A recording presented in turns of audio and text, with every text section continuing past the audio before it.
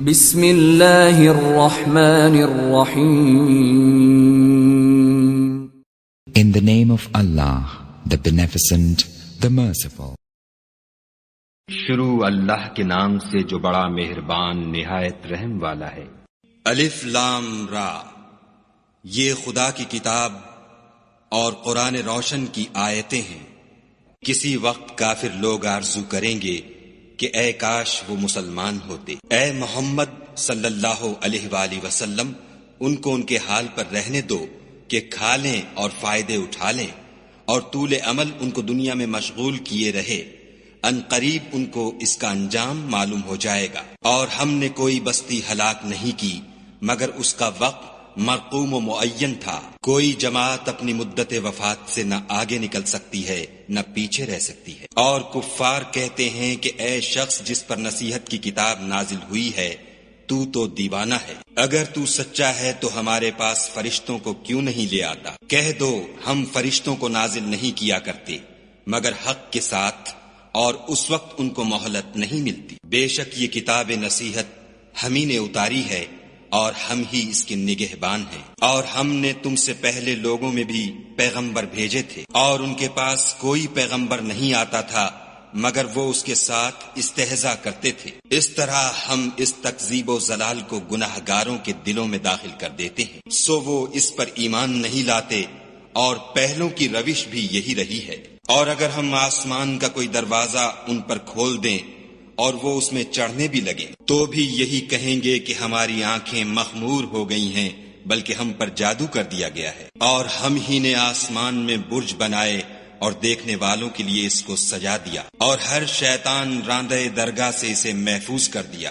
ہاں اگر کوئی چوری سے سننا چاہے تو چمکتا ہوا انگارہ اس کے پیچھے لپکتا ہے. اور زمین کو بھی ہم ہی نے پھیلایا اور اس پر پہاڑ بنا کر رکھ دیے، اور اس میں ہر ایک سنجیدہ چیز اگائی. اور ہم ہی نے تمہارے لیے اور ان لوگوں کے لیے جن کو تم روزی نہیں دیتے اس میں معاش کے سامان پیدا کیے. اور ہمارے ہاں ہر چیز کے خزانے ہیں، اور ہم ان کو بمقدار مناسب اتارتے رہتے ہیں. اور ہم ہی ہوائیں چلاتے ہیں جو بادلوں کے پانی سے بھری ہوئی ہوتی ہیں، اور ہم ہی آسمان سے مے برساتے ہیں، اور ہم ہی تم کو اس کا پانی پلاتے ہیں، اور تم تو اس کا خزانہ نہیں رکھتے. اور ہم ہی حیات بخشتے اور ہم ہی موت دیتے ہیں، اور ہم ہی سب کے وارث مالک ہیں. اور جو لوگ تم میں پہلے گزر چکے ہیں ہم کو معلوم ہیں، اور جو پیچھے آنے والے ہیں وہ بھی ہم کو معلوم ہیں. اور تمہارا پروردگار قیامت کے دن ان سب کو جمع کرے گا، وہ بڑا دانا اور خبردار ہے.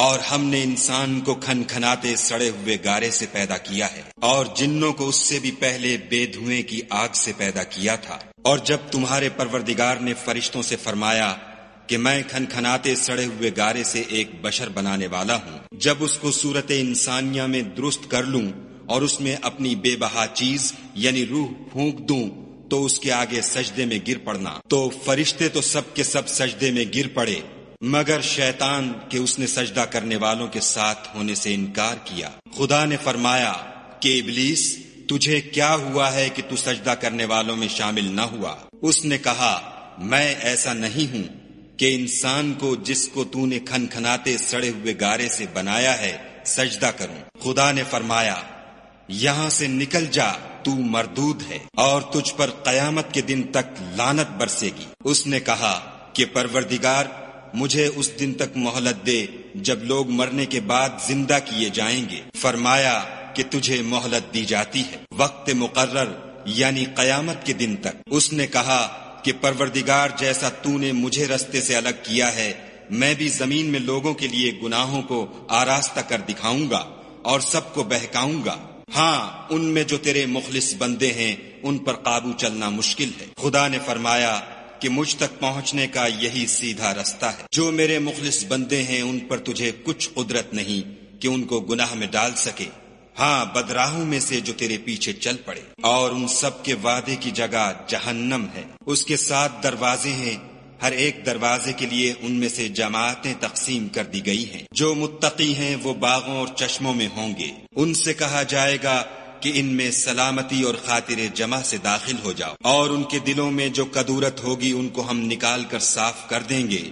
گویا بھائی بھائی تختوں پر ایک دوسرے کے سامنے بیٹھے ہوئے ہیں، نہ ان کو وہاں کوئی تکلیف پہنچے گی اور نہ وہ وہاں سے نکالے جائیں گے۔ اے پیغمبر صلی اللہ علیہ وآلہ وسلم، میرے بندوں کو بتا دو کہ میں بڑا بخشنے والا اور مہربان ہوں، اور یہ کہ میرا عذاب بھی درد دینے والا عذاب ہے۔ اور ان کو ابراہیم کے مہمانوں کا احوال سنا دو۔ جب وہ ابراہیم کے پاس آئے تو سلام کہا۔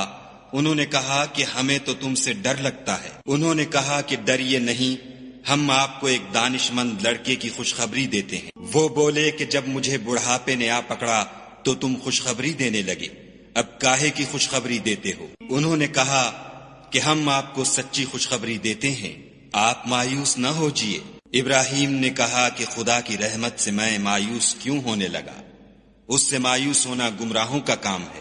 پھر کہنے لگے کہ فرشتوں تمہیں اور کیا کام ہے؟ انہوں نے کہا کہ ہم ایک گناہ گار قوم کی طرف بھیجے گئے ہیں کہ اس کو عذاب کریں، مگر لوط کے گھر والے کہ ان سب کو ہم بچا لیں گے، البتہ ان کی عورت کہ اس کے لیے ہم نے ٹھہرا دیا ہے کہ وہ پیچھے رہ جائے گی۔ پھر جب فرشتے لوط کے گھر گئے تو لوط نے کہا تم تو ناآشنا سے لوگ ہو۔ وہ بولے کہ نہیں، بلکہ ہم آپ کے پاس وہ چیز لے کر آئے ہیں جس میں لوگ شک کرتے تھے، اور ہم آپ کے پاس یقینی بات لے کر آئے ہیں اور ہم سچ کہتے ہیں۔ تو آپ کچھ رات رہے سے اپنے گھر والوں کو لے نکلیں اور خود ان کے پیچھے چلیں، اور آپ میں سے کوئی شخص پیچھے مڑ کر نہ دیکھے، اور جہاں آپ کو حکم ہو وہاں چلے جائیے۔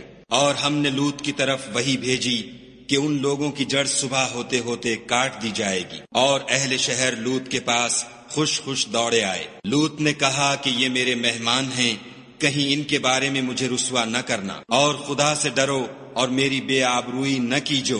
وہ بولے کیا ہم نے تم کو سارے جہان کی حمایت و طرفداری سے منع نہیں کیا؟ انہوں نے کہا کہ اگر تمہیں کرنا ہی ہے تو یہ میری قوم کی لڑکیاں ہیں، ان سے شادی کر لو۔ اے محمد صلی اللہ علیہ وآلہ وسلم، تمہاری جان کی قسم وہ اپنی مستی میں مدہوش ہو رہے تھے، سو ان کو سورج نکلتے نکلتے چنگھاڑ نے آ پکڑا، اور ہم نے اس شہر کو الٹ کر نیچے اوپر کر دیا اور ان پر کھنگر کی پتھریاں برسائیں۔ بے شک اس قصے میں اہل فراست کے لیے نشانی ہے، اور وہ شہر اب تک سیدھے رستے پر موجود ہے۔ بے شک اس میں ایمان لانے والوں کے لیے نشانی ہے، اور بن کے رہنے والے یعنی قوم شعیب کے لوگ بھی گناہ گار تھے، تو ہم نے ان سے بھی بدلہ لیا، اور یہ دونوں شہر کھلے رستے پر موجود ہیں۔ اور وادی ہجر کے رہنے والوں نے بھی پیغمبروں کی تکذیب کی، ہم نے ان کو اپنی نشانیاں دیں اور وہ ان سے منہ پھیرتے رہے، اور وہ پہاڑوں کو تراش تراش کر گھر بناتے تھے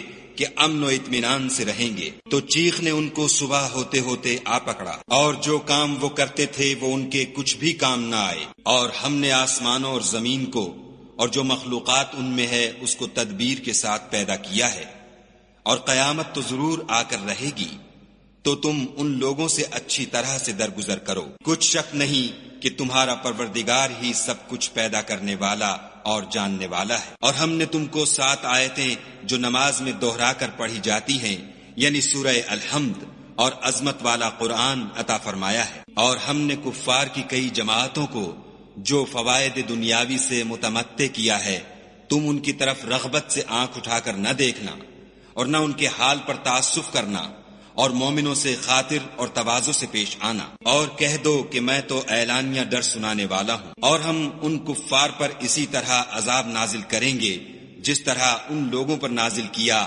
جنہوں نے تقسیم کر دیا، یعنی قرآن کو کچھ ماننے اور کچھ نہ ماننے سے ٹکڑے ٹکڑے کر ڈالا۔ تمہارے پروردگار کی قسم ہم ان سے ضرور پرسش کریں گے ان کاموں کی جو وہ کرتے رہے، پس جو حکم تم کو خدا کی طرف سے ملا ہے وہ لوگوں کو سنا دو، اور مشرکوں کا ذرا خیال نہ کرو۔ ہم تمہیں ان لوگوں کے شر سے بچانے کے لیے جو تم سے استہزاء کرتے ہیں کافی ہیں، جو خدا کے ساتھ اور معبود قرار دیتے ہیں، سو ان قریب ان کو ان باتوں کا انجام معلوم ہو جائے گا، اور ہم جانتے ہیں کہ ان کی باتوں سے تمہارا دل تنگ ہوتا ہے، تو تم اپنے پروردگار کی تسبیح کہتے اور اس کی خوبیاں بیان کرتے رہو، اور سجدہ کرنے والوں میں داخل رہو، اور اپنے پروردگار کی عبادت کیے جاؤ یہاں تک کہ تمہاری موت کا وقت آ جائے۔